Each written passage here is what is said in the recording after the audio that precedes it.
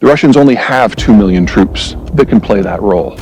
And they are irreplaceable, and once they are deployed, that is it. Russia is done. It is Russia's last war.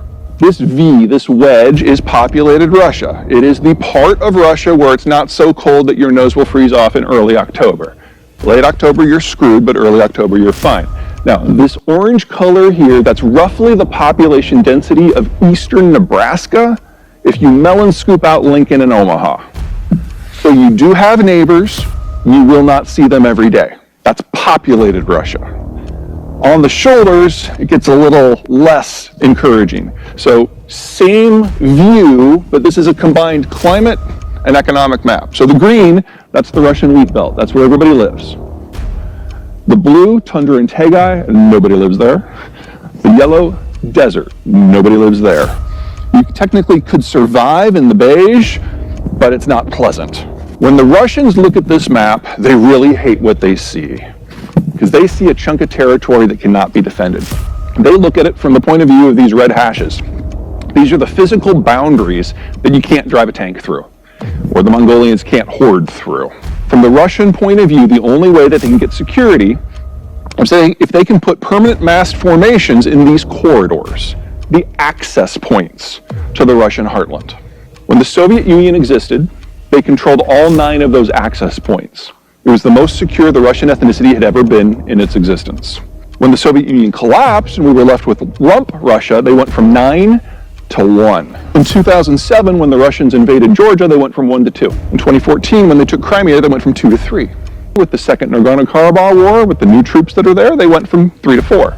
They're hoping that the situation in Kazakhstan will stabilize to their benefit, which would take them from 4 to 5.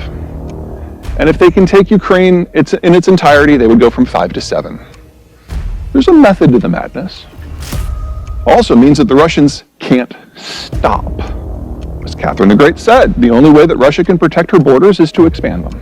This is the Russian demography, and we're assuming here that the Russians are not lying about the numbers, and they lie about all their numbers. So, this bulge down here probably is not as big as it looks, because back in 2014, they just found 8 million children that they didn't have in the previous year's census. But here's the part that really matters.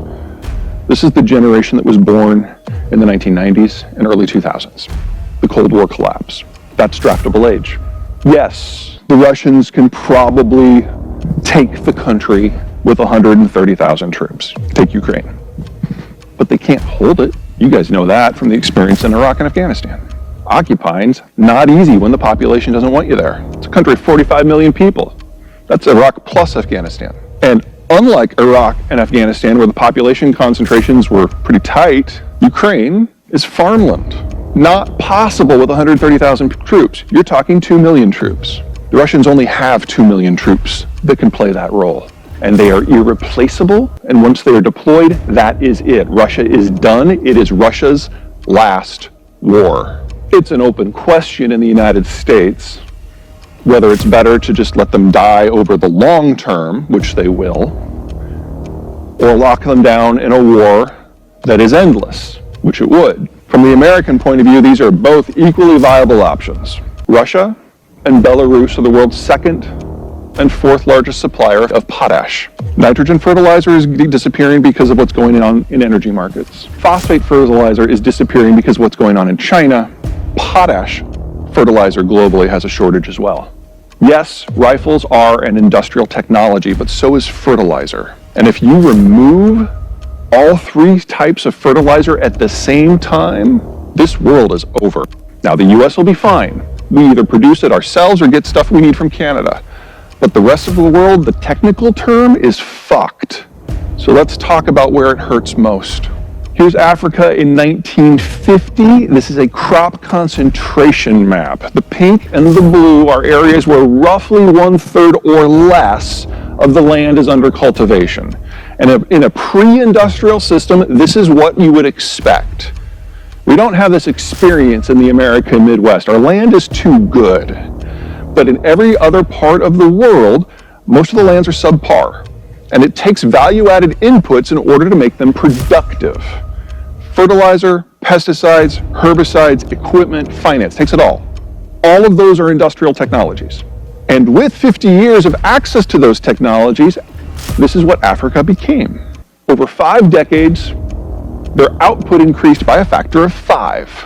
It's one of the great successes of the globalized order. Subpar lands, once you apply the technology, have explosive increases, which means if you take away the inputs, they have explosive decreases. This is where the world's wheat comes from. The beige are the net exporters, the red are the net importers. The reason I'm putting this up is because of the Russians. The last time the Russians mucked with export markets for wheat and imports, it was 2010. They had a very dry season in Siberia and a lot of their wheat fields burned. On top of the previous year where it would have been a wet year and they had locusts. I mean, Russia's very good at plagues. Anyway, in 2010 they had export restrictions that had the net effect, by removing a certain percentage of global production from the market, of doubling wheat prices globally. It tripled in the countries where they were usually the primary supplier, particularly the Middle East. We know the outcome of that is the Arab Spring. And that's nothing compared to the scale of what we're seeing already this year. In fact, even if things with China and Russia and energy went away today, it's probably too late to get the fertilizer created, processed, and distributed before planting season in the Northern Hemisphere. The wars in Europe that erupted, that impacted food production and distribution. The Eastern Hemisphere agricultural zones are, as a rule, subpar, and when you mess up the input stream, things get nasty fast. For North America, the Midwest is not normal. It rains. It's on a water network for distribution. Nobody else can do that. So yeah, we're looking at a turning of history, but it's turning back. This is my favorite map of all times. This takes everything that I do in manufacturing and military strategy and energy and agronomics and puts it in one graphic. The countries in the blue in a deglobalized world are the ones that rule the future. They've got everything that they need locally. They're going to do very, very well. They will try to screw it up. They will fail. The green, looking pretty good, more or less where they are now. Yellow and brown is where things fall apart.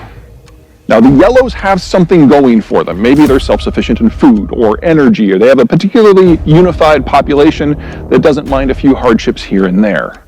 They'll suffer through. The browns can't. The browns are utterly dependent upon the shape of the world as it is today, as it is maintained by the Americans, and they lack the capacity to impose a replacement system even in their own neighborhoods. And then the reds are the failed states. I am not worried about managing or repulsing a Chinese or a Russian war of expansion. If the Chinese or the Russians move, it's their end. And part of me is kind of looking forward to that. I am worried about managing wars of collapse and wars of after effects as these major powers that have thrived in recent decades because of the American strategic overwatch, because they collapse under their own weight.